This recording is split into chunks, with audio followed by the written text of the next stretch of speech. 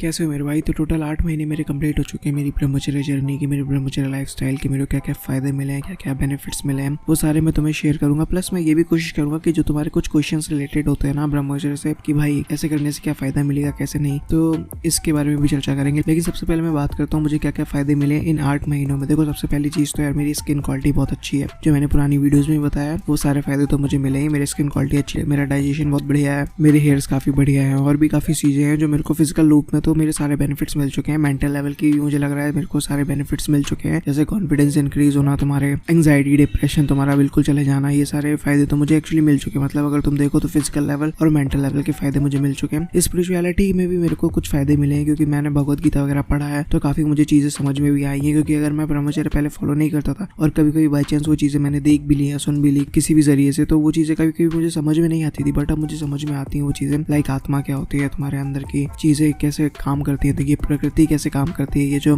Law of Karma होता है कैसे काम करता है, तो ये सारी चीजें मुझे बहुत बेटर तरीके से समझ में आती है मेरे भाई। तो ये कुछ मेरे फायदे हुए हैं इन 8 महीनों की जर्नी में, ठीक है ना। तो अब कुछ तुम्हारे क्वेश्चन लेता हूँ कि क्या यार 8 महीने ब्रह्मचर्य फॉलो करने से क्या जो हमारी इरेक्शन होता है हमारा वो खत्म हो जाता है। देखो, ऐसा कुछ नहीं होता है। तुम्हारा जो इरेक्शन होता है वो तुम्हारा कंटिन्यूस रहता ही रहता है। तुम्हें अगर बिलीव नहीं हो रहा तो जो तुम्हें मॉर्निंग बूमर्स तो आते हैं यार। मॉर्निंग बूमर्स मतलब तुम सुबह उठते हो और तुम्हें देखते हो कि भाई एक इरेक्शन आया हुआ है, तो इससे तुम पहचान सकते हो कि यार तुम्हारे जो टेस्टोस्टेरोन लेवल है बहुत ही अच्छी कंडीशन में है, ठीक है। दूसरा जो क्वेश्चन हमारा आता है वो ये आता है कि भाई क्या जब हम ब्रह्मचर्य फॉलो करते हैं तो हमारी जो अर्जेस होती हैं क्या वो पूरी तरीके से खत्म हो जाती हैं इतनी लंबी जर्नी में? तो नहीं मेरे भाई, अर्जेस मेरे को अभी भी आती हैं, पहले भी आती थी और आई थिंक आती ही रहेंगी। अर्जेस का एक सीधा सा मतलब है मेरे भाई कि तुम्हारे अंदर वो जो पावर होती है ना, मैंस पावर, वो भी जिंदा है।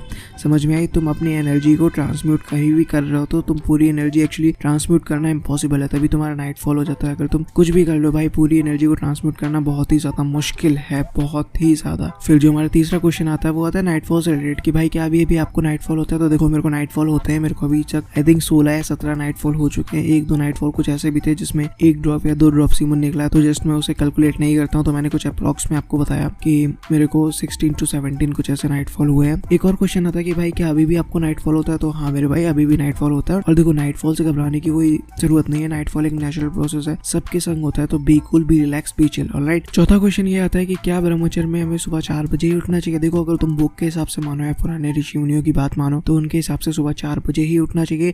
पांचवा क्वेश्चन हमारे पास ये आता है कि क्या हमें सात्विक खाना ही खाना चाहिए या फिर जो मीट या मछली खाते हैं क्या वो ब्रह्मचर्य फॉलो कर सकते हैं? देखो मेरे भाई, इट्स नॉट पॉसिबल कि अगर तुम मीट या मछली खा रहे हो, इनफैक्ट अगर तुम किसी भी तरीके के नॉनवेज खा रहे हो, इनफैक्ट अगर तुम अंडा भी खा रहे हो, तो तुम्हारा ब्रह्मचर्य तुरंत ही खंडित होता है। क्योंकि ब्रह्मचर्य एक ऐसी चीज है जो तुम पाथ ऑफ डिवाइन कह लो, और यहाँ पे तुम्हें किसी भी तरीके का नॉनवेज या फिर किसी भी तरीके का तामसिक खाना अलाउड नहीं होता है। अगर तुम तामसिक खाना खा रहे हो, मीट मछली, तो भाई बिल्कुल भी अलाउड नहीं है, तुम ब्रह्मचर्य नहीं